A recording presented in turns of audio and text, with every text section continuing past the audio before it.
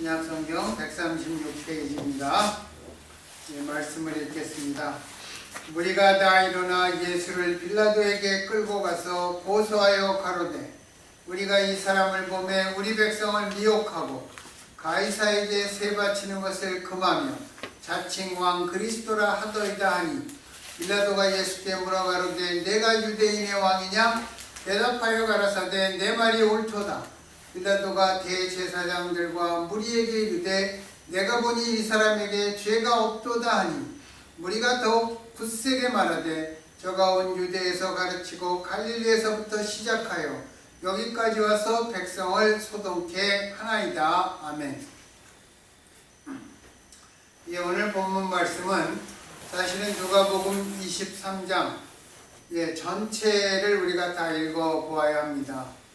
누가복음 23장 1절에서 25절까지입니다. 그런데 오늘 1절에서 5절 가지고 우리가 프로젝션을 해서 다 이 본문 말씀을 알 수가 있습니다. 거기에 보면 유대인들의 관원과 대제사장들은 예수님을 세 가지 죄목으로 빌라도에게 고소하였습니다.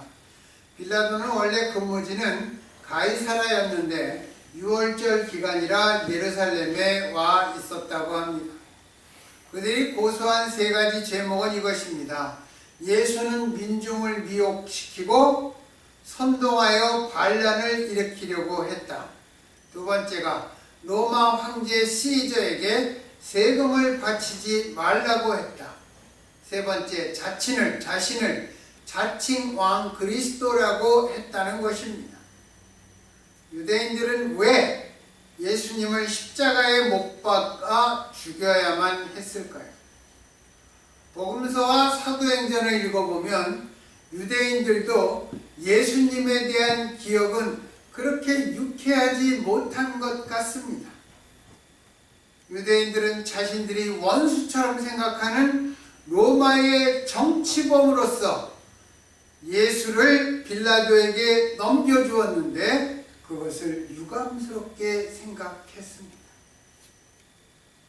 바리새인들과 제제사장들은 예수님을 제거하기 위해서 침략자인 로마 군대와 부활을 믿지 않고 신앙적 노선이 다른 사두개파 그리고 헤롯의 도당들과 손을 잡기까지 하였습니다. 도대체 예수님이 무엇을 했기에 서로 원수처럼 지내던 세력들까지 합세해서 제거해야 했단 말입니까? 이 12제자들이 예수님이 승천하시고 난 다음에 유대 공회인 산헤드린과 거기에서 또 대제사장들 바리새인들에게 대한 말을 들었습니다. 너희가 이 사람의 핏값을 우리들 책임으로 씌우는 것 같다. 그들이 비록 예수님을 죽였지만 그들의 마음속에 꺼림칙한 게 있었을 것입니다. 예수님께서 유대 종교 지도자들에게 회칠한 무덤이다. 소경을 인도하는 소경이다. 천국으로 들어가는 길을 가로막고 너희는 다른 사람을 지옥으로 인도하는 인도자라고 또 나아가서는 종교적 위선자라고 그들을 지칭하셨습니다. 그 말을 들었을 때 바리새인들을 위시한 지도자들은 물론 불쾌하기 짝이 없었겠죠. 분노가 일어났겠지만 그러나 그 정도의 폄하로 예수님을 죽여야겠다고 하지는 않았을 것입니다. 왜냐하면 바리새인들이나 제사장들 그들이 모두 생각하는 것이 인간은 모두 제한적 존재이고 신이 아니라서 잘못을 저지르기도 하고 죄를 짓기도 하고 허물이 많고 실수를 한다는 것을 그들은 알고 있었기 때문입니다. 그래서 그것을 인정했기 때문에 그들은 하루에 3번씩 기도했습니다. 그리고 일주일에 2번씩 월요일과 목요일에 금식하면서 그들 자신의 성결을 지키고자 노력하였던 것입니다. 그들에겐 예수라는 사람은 참으로 난데없는 사람이었을 것입니다. 난데없이 나타나 종교적 열심과 신앙이 높은 지도자들을 비난하고 정죄하는데 화가 엄청 나지만, 그렇다고 그 때문에 예수님을 죽이려고까지 거기까지 이 사람들이 음모를 꾸미지는 않았을 것입니다. 바리새인 중에 니고데모와 아리마대 사람 요셉 같은 사람들도 있었습니다. 예수님께서 그들을 너희들을 회칠한 무덤이다, 평토장한 무덤이다, 너희는 거듭나야 한다고 하셨으나 그들은 무슨 이유로 예수께서 그렇게 말씀하셨는지 알아보고 싶어서 찾아온 것이었습니다. 바리새인들도 하나님을 잘 믿는다고 자처하고 있었던 사람들입니다. 하나님의 사랑과 자비를 가르치면서 예수님의 말 한마디나 뜬구름 같은 인간의 감정에 그처럼 극단적인 십자가의 형벌을 내리지는 않았을 것입니다. 거기다가 중요한 것이 예수님은 그들과 같은 동족인 유대인입니다. 동족인 유대인을 침략자인 이방인의 손에 내어준다는 것은 아브라함과 모세 앞에 수치스러운 일이었습니다. 믿음의 선조들 앞에 고개를 들 수 없는 일이었기 때문입니다. 그리고 역사가 계속된다면 그들의 후손은 나중에 반드시 물어볼 것입니다.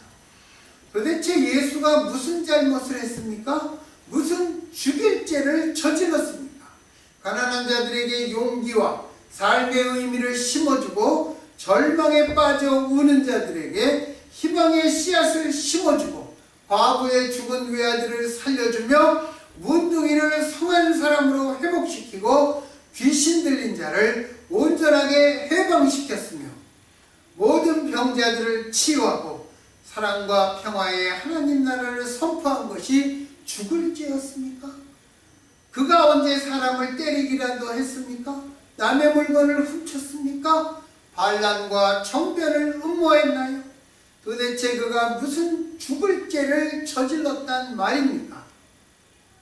후손들은 반드시 물을 것입니다. 그러나 이런 식으로 질문을 계속한다면 아무리 해도 바리새인들은 예수님의 행위에서 사형에 처할 만한 죄를 찾아낼 수 없었을 것입니다. 그런데 그들은 그렇게 보지 않았습니다. 병자를 치료하고 가난한 자들에게 용기를 주고 버림받은 자들을 다시 회복시키고 하는 겉으로 드러난 행위 뒤에 감추어진 진짜 행위가 있다고 본 것입니다. 그들은 예수가 한 병든 여인을 고쳐줌으로, 한 문둥병자를 고쳐줌으로 무엇을 이루려고 했는가? 그것을 문제 삼았던 것입니다.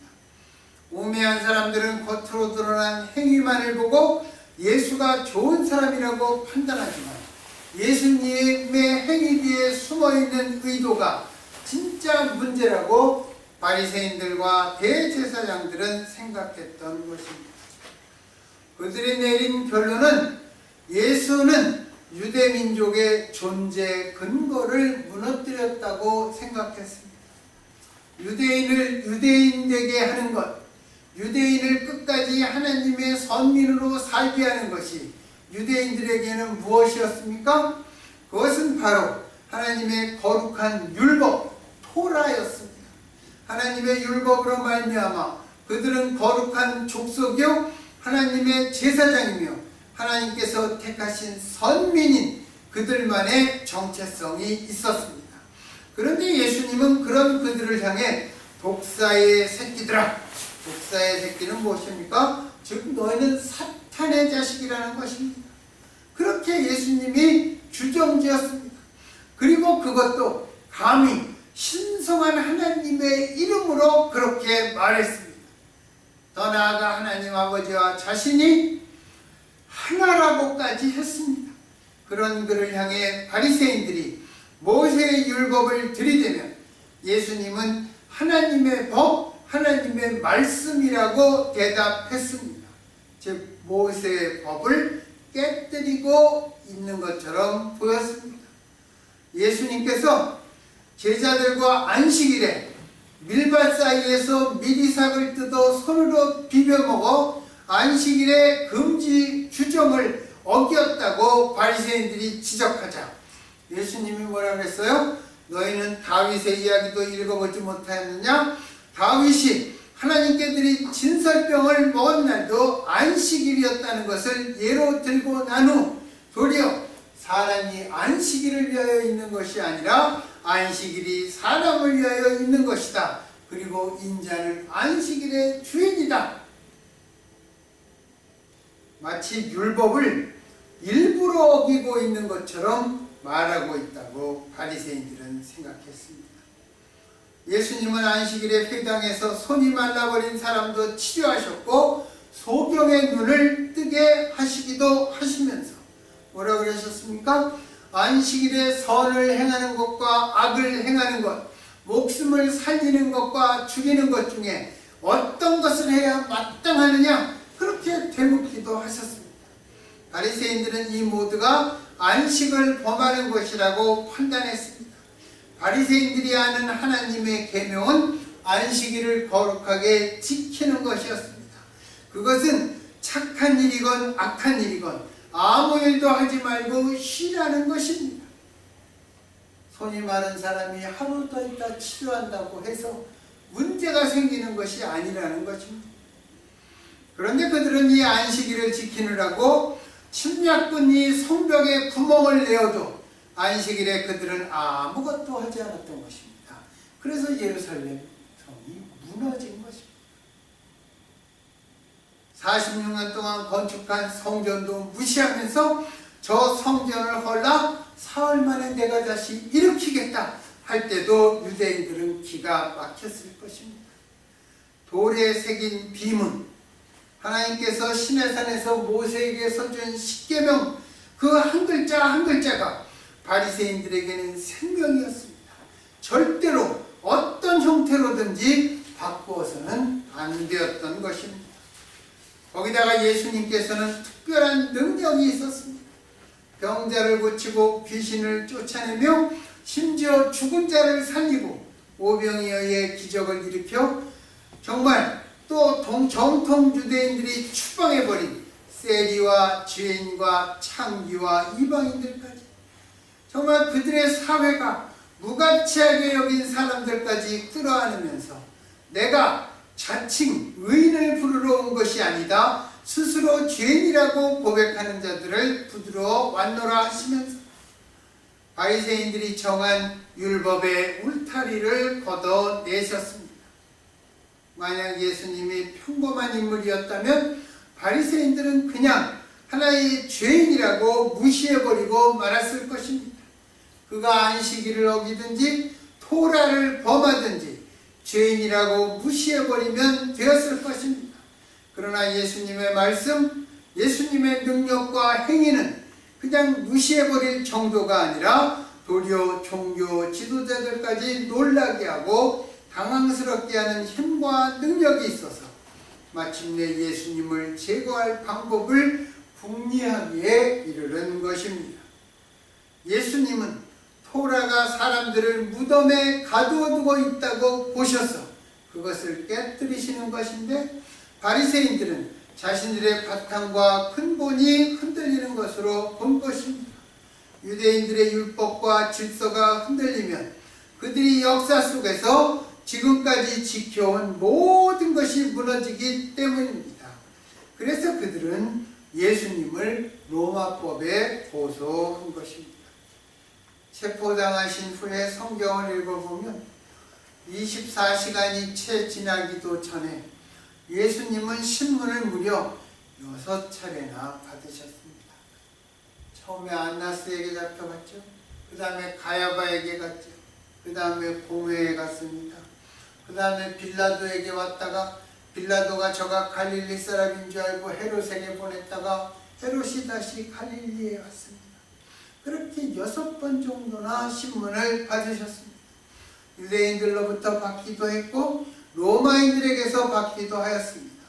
유대인들은 세 가지 이유로 예수님을 고소하였는데 빌라도는 예수님이 죄가 없다는 것을 알고 세 번씩이나 석방하려고 하였습니다. 그런데 예수님의 마지막 날을 보면 예수님의 편은 아무도 없었습니다. 예수님을 변호하고 나서는 사람도 하나도 없었습니다. 심지어 예수님 자신도 자신을 스스로 변호하지 않았습니다. 그리고 이 말도 안 되는 강도 재판 기간 내내 하나님께서 침묵하셨습니다. 이 재판에서 유대 대제사장, 바리새인 서기관들과 본디오 빌라도는 아무도 예수님 처형의 책임을 지려고 하지 않았습니다. 유대인들은 자신들은 사람을 죽일 권한이 없다고 로마법에 예수를 넘겼으며 스스로를 그렇게 넘김의 행위로 말미암아 로마의 식민지인으로 인정하였고, 그들이 나중에 뭐라 그랬어요? 우리들의 왕은 오직 로마 황제 시저뿐입니다. 하나님께 대한 신앙, 하나님께 하나님만이 나의 왕이라는 그 신명기 6장 4절의 신앙, 그들의 신앙 고백을 스스로 버렸습니다. 그리고 본디오 빌라도는 하나님의 아들이라는 예수를 죽인 책임을 지기 두려워서 유대인들에게 나와서 내가 이 사람을 보니 죄가 없다, 세 번씩이나 예수를 놓으려고 했던 것입니다. 한마디로 서로 간에 책임 공방과 책임 정담만을 하고 있었던 것입니다. 어쨌든 양편 모두 예수님을 죽게 하는 결정 과정에 힘을 합쳤던 것입니다. 그럼에도 내가 예수를 죽였다라는 책임을 지지 않으려고 했으며 마음속으로도 내가 죽이지 않았어, 그렇게 합리화를 하고 싶었던 것입니다. 그럼에도 그들의 마음은 편치 않았고 분명 양심의 가책이 있었을 것입니다. 여러분, 바리새인이 누구입니까? 대제사장이 누구입니까? 내가 예수를 죽이지 않았어, 내가 죽이지 않고 빌라도가 죽였어, 이렇게 말하는 사람들입니다. 그러면 빌라도는 누구입니까? 나는 예수를 살리려고 했어, 그래서 나는 세 번이나 무죄를 주장하고 나중에는 그들 앞에서 이렇게 손을 씻으면서 나는 이 사람의 피에 대하여 깨끗하다고까지 말했어. 그게 빌라도입니다. 그러면 크리스찬은 누구입니까? 내가 예수님을 죽인 장본인입니다. 내가 그분을 찔렀고, 내가 그분을 못 박았고, 내가 그분을 채찍질했다. 그리고 그래서 그분은 나 때문에 돌아가셨어. 그렇게 고백하며 회개하는 사람들이 그리스도인인 것입니다. 이 순환일 밤에 주의 십자가 앞에 딱 엎드려 죄인됨을 고백하며 회개하는 우리 모두가 되기를 우리를 위해 십자가에서 돌아가신 우리 주 예수 그리스도의 이름으로 축원합니다. 아멘.